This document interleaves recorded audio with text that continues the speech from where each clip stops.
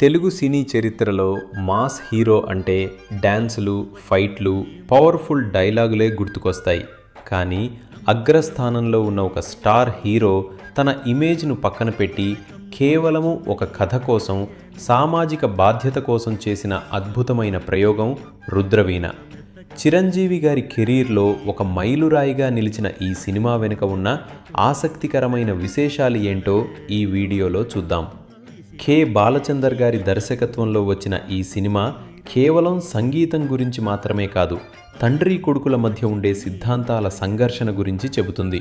ఒక పక్క సంప్రదాయాన్ని నమ్మే తండ్రి, మరోపక్క సమాజ మార్పును కోరుకునే కొడుకు, వీరిద్దరి మధ్య జరిగే భావోద్వేగ ప్రయాణమే ఈ సినిమా.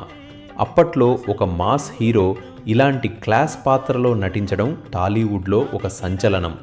షూటింగ్ విషయానికి వస్తే చిరంజీవి గారు ఈ పాత్ర కోసం ఎంతో శ్రమించారు. అప్పటికే ఆయన మాస్ హీరోగా బిజీగా ఉన్నప్పటికీ కె. బాలచందర్ గారి వంటి పర్ఫెక్షనిస్ట్ డైరెక్టర్ ఎదుట నటించడం ఒక పరీక్షలా భావించారట. సెట్స్లో జెమినీ గణేశన్ గారితో కలిసి నటించేటప్పుడు చిరంజీవి గారు ఎంతో జాగ్రత్తగా, ఒక క్రమశిక్షణ గల విద్యార్థిలా ఉండేవారు. చిన్న ఎక్స్ప్రెషన్ కూడా పక్కాగా రావాలని బాలచందర్ గారు తీసుకునే రీటేక్స్ ఈ సినిమాలోని ప్రతి సన్నివేశాన్ని ఒక దృశ్య కావ్యంగా మార్చాయి. ఇక ఈ సినిమాకు ప్రాణం ఇళయరాజా గారి సంగీతం. సాధారణంగా పాట రాసిన తర్వాత ట్యూన్ కడతారు.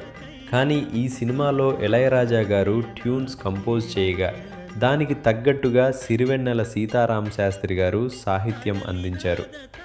తరలిరాద తానే నేనిలా, నమ్మకు ఈ రేయిని, ఇలా ప్రతి పాట ఒక పాఠంలా ఉంటుంది. ఈ పాటల వెనుక ఉన్న లోతైన అర్థాన్ని చిరంజీవి గారు కూడా షూటింగ్ సమయంలో చాలా లోతుగా చర్చించేవారట. ఈ సినిమా కేవలం కమర్షియల్ విజయాన్ని మాత్రమే కాదు, జాతీయ సమగ్రత విభాగంలో జాతీయ పురస్కారాన్ని కూడా గెలుచుకుంది. ఇప్పటికీ కుల, మత, సామాజిక వివక్షల మీద ఈ సినిమా ఇచ్చే సందేశం మనకు ఎంతో అవసరం. మీకు ఈ సినిమాలో చిరంజీవి గారి నటనలో ఏ సన్నివేశం బాగా నచ్చింది కింద కమెంట్స్లో తెలియజేయండి. మరిన్ని ఇలాంటి ఆసక్తికరమైన సినిమా విశేషాల కోసం మన ఛానల్ని సబ్స్క్రైబ్ చేసుకోండి.